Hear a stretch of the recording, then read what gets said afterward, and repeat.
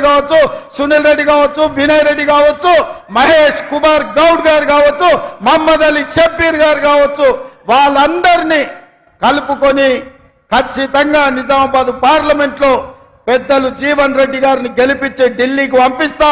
రేపు ఇండియా కూటమి కేంద్ర ప్రభుత్వంలో వారిని వ్యవసాయ మంత్రిగా చేయాలి.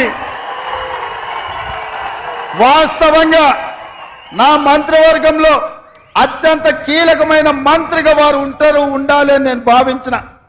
కానీ జగిత్యాల అనుకోని పరిస్థితుల్లో ఫలితాలు తారుమారైనాయి. కానీ కొన్నిసార్లు ఓటమి కూడా అదృష్టాన్ని తెలుస్తుంది. నేను కొడంగల్ ఓడిపోయినా అందరు అయిపోయింది అనుకున్నారు. ఎంబడే మల్కాజ్గిరిలో ఎంపీకి గెలిపించారు. తర్వాత పిసిసి అధ్యక్షుడైన, ఆ తర్వాత ఈ రాష్ట్రానికి ముఖ్యమంత్రి అయిన మీరు ఆశీర్వదిస్తే. అంటే కొడంగల్ ఓటమి నాకు నష్టం తెచ్చిపెట్టలే, కొడంగల్ ఓటమి నాకు లాభాన్ని తెచ్చిపెట్టింది. నేను కూడా మొన్న జరిగిన జగిత్యాల ఎన్నికల్లో జీవనన్న ఓటమి ఇప్పుడు ఎంపీగా గెలిచి ఢిల్లీకి వెళ్ళి కేంద్ర వ్యవసాయ మంత్రిగా తెలంగాణ రాష్ట్రానికి అవసరమైన నిధులు తేవడానికి 100% వారు ఉపయోగపడతారని నేను విశ్వసిస్తున్నా. అందుకే వారు చాలా విషయాలు ప్రస్తావించారు. నరసింహరావు గారు కూడా రత్నాకరరావు గారికి చేసిన పనులు, ఈ ప్రాంతం యొక్క పనుల గురించి ప్రస్తావించడం జరిగింది. నేను ఒక్కటే మాటిస్తున్నా మీకు, ఏవైతే ఇప్పుడు పెద్దలు జీవన్ రెడ్డి గారు, నరసింహరావు గారు ప్రస్తావించిండ్రో వాటన్నిటిని పూర్తి చేసే బాధ్యత నాది. మరి 2 నియోజకవర్గాలలో 1,00,000 మెజారిటీ ఇచ్చే బాధ్యత మీది. మీరు సిద్ధమా లక్ష ఇవ్వడానికి? కోరుట్ల జగిత్యాలలో జీవనన్నకు 1,00,000 మెజారిటీ రావలే, మీరు ఇస్తారు కదా. మీరు లక్షిస్తే మీకు 100 కోట్లు నిధులు ఇచ్చే బాధ్యత నాది. ఈ ప్రాంతాన్ని అభివృద్ధి చేసే బాధ్యత నాది.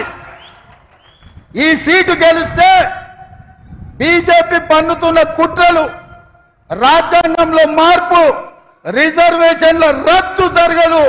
ఇవాళ రిజర్వేషన్లు ఉండాలి అంటే పెద్దలు జీవన్ రెడ్డి గారు గెలవాలి. ఇవాళ రాజ్యాంగం మీద దాడి జరుగుతుంది. ప్రజాస్వామిక వాదులందరూ ఆలోచన చెయ్యండి. ఈ ఎన్నికల ఆషామాషి ఎన్నికలు కాదని నేను అందుకే మళ్ళొక్కసారి చెప్తున్న మిత్రులారా, ఇది మన సమాజానికే పెను ప్రమాదం దాపురించి ఉన్నది. అందుకే ఈరోజు అమిత్ షా గారు కూడా వస్తున్నారు. వారైనా చెప్పాలి ఎందుకు బీసీ జనాభా లెక్కలు వద్దంటున్నారు, బీసీ జనాభాకు రిజర్వేషన్లు ఎందుకు పెంచొద్దంటున్నారు. అమిత్ షా గారు ఈరోజు తెలంగాణలో సమాధానం చెప్పాలి.